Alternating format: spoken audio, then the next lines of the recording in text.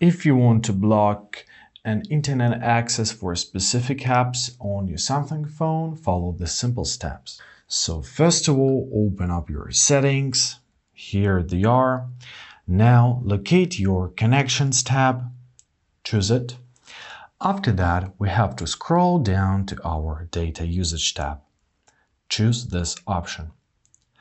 After that, locate your allowed networks for apps. Open it up, and here you will see the list of all applications.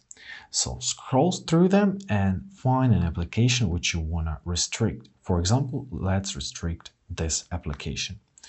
Choose it, and here you have three choices: both mobile data or Wi-Fi, Wi-Fi only, or mobile data preferred.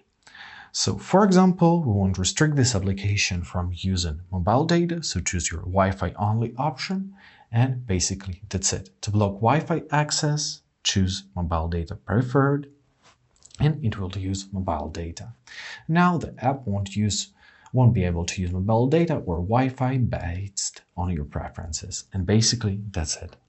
I hope this video was helpful. Thank you so much for watching, have a great day, and please consider subscribing to our channel.